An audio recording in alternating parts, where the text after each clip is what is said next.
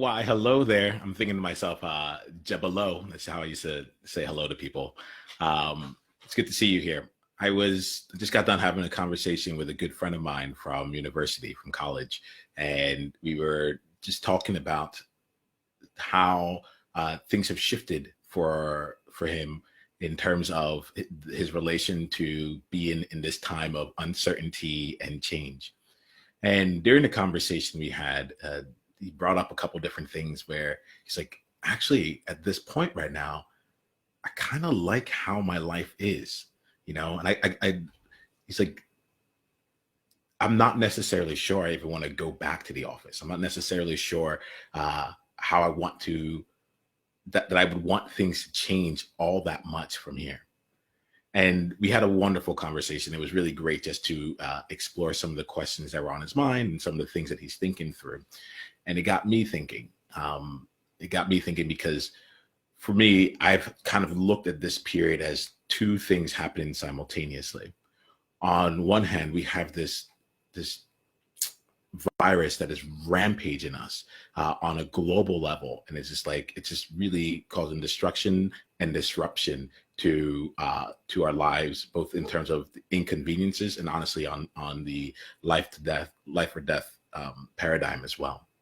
So we have this virus that's rampaging us here. And on top of that, we have like this level of humanity that's showing up. This humanity of like spending time, slowing down, reaching out to loved ones, like connecting with people, taking the time to be again, to be you again, to explore the things that are fun for you, to almost like give yourself the space to simply be and not have to be anything other than just be.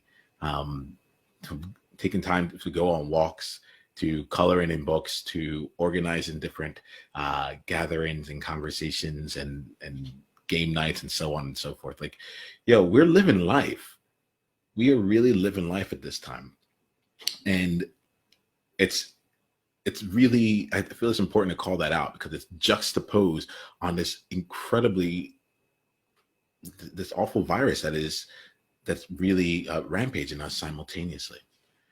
And so the conversation my friend and I were having continued, and at some point he was like, "Yeah, I really wish this could stay the same, but I guess when things go, I don't know, when they open up and they go back to normal, it'll be up to was to see if like the managers or the leaders that will allow for it to keep going." It was something to that effect, And I'll be curious for you, how often do you feel like, okay, I kind of have a good thing going on right now, but I don't want to really. It'd be great to sustain this right now, but I'm not necessarily sure how it's going to be later on because I don't know what others are going, like how others are going to choose and dictate that for me. And to me, right there, like that's one of the big areas where I just want to like just slow down and just like give us a different way of looking at this. Because from my standpoint here, I'm someone who's constantly going to the future, trying to see what it is that we would create. How would the world look like? And my friends, we have, in a lot of different ways, we have a really good thing going on culturally, from a humanity perspective. And I just want to encourage us to not only just see that there, but to really continue to take agency of our lives. We're at a place right now where we can choose how we're using our time. We're at a place right now where the ways that we enter into conversations are different. The ways that we set up meetings are different. We take time to allow people into our lives and into our homes, and we spend time getting to see how people are. There are a lot of wonderful things that are going on in terms of the way that we are relating to each other, and in terms of the ways that, and they're setting up the foundations for creativity. It's setting up the foundations for people to try new things out and to go and do new things out in the world that might either beyond their normal comfort zone, or actually, like I say, either beyond their normal comfort zone. I was going to go somewhere completely different, but I actually think it might be one and the same, beyond the comfort zone of just being yourself once again and allowing whatever needs to be expressed to come out from you. So my thing here is like, at this point here, you've actually taken some time to get agency and get back into power. If we're talking about being empowered, my friends, we are living it in a lot of different ways. Yes, there are some restrictions on our life. Yes, there are some inconveniences. And yes, there's some real dangers out there in our lives still at this time. And I'm seeing time and time again how people are finding it within themselves to be powerful at this point. So it's been a big shift for me because I'm used to going out and trying to help people see the possibility, help people see what it would be like if they practice self-care, if they crafted their days based on what they needed first, and how they can actually be even more productive, more imaginative, more creative, more I don't know, collaborative. Like just for them to be able to see the benefits of doing things a different way. And it dawned on me during this conversation with my friend that I'm like, oh, I don't need to like talk about this in a hypothetical. I don't need to set a vision of it. If we simply open our eyes and look around, we'll see that it's already here. The thing is then for me, it's not like for me, like the new normal, we're living it. It won't be to this extreme, but it's already here. The questions that come to my mind is not, can we sustain that? That to me is not an empowering question. That's a question that someone else who wants to have power over you might ask you here. The real thing that comes out, if I'm going to remain in this power, and I'm going to offer this question to you if you're thinking about this here, is what's it going to take? Who will I be in order to keep the good things that I have going on going, regardless of how the future looks? I know that regardless of whether we're in person, whether we're virtual, whether I can meet you for lunch, or if I have to be be in a physical room with you for a conversation, I am setting up time to spend time with the people that I love. I'm taking time in my day to rejuvenate myself through walking, through taking control of my schedule, through actually going and pursuing and doing things that I love and enjoy. And to me, that's coming with me one way or the other. Right now, I work for myself, but I think about it from the standpoint of going back into the workplace. And in my mind, I'm like, work will never be the same, right? There are several months ago, people were like, well, what's it going to be like? Oh, companies are going to be disrupted. How are we going to go back to the office? And I was saying to them like weeks ago, I was like, no. Once people look at how much money they're saving by not having to have people come and be physically in the same office, like organizations aren't going back to that.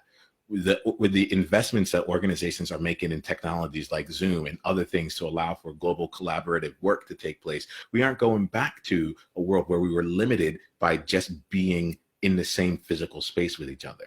We have this wonderful opportunity, and the world ain't going back. And the fun part about this here is that what comes to me is that there's a shift. There's a shift here because there are going to be some people who want to return back to how things were. There'll be some people, and you've kind of seen it. If you're looking around, you might have seen it too. There's some organizations, there's some people, there's some communities, there's some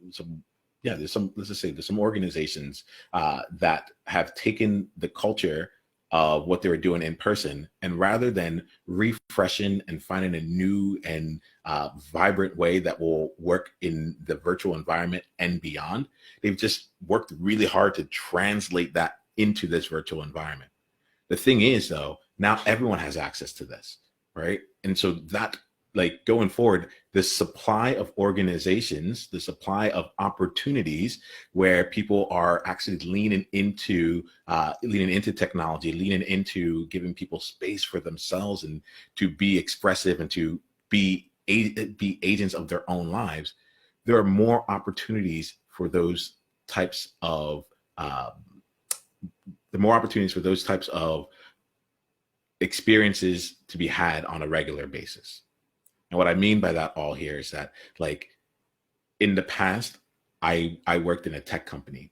And for me to experience, we've been on Zoom and Zoom video conferencing for years. In 2009, I helped move my retirement practice onto a global digital learning platform. But at that time, there were so few options of organizations that would actually embrace technology. In fact, I left a consulting company, and I was the only one that would be on our calls with my video screen on.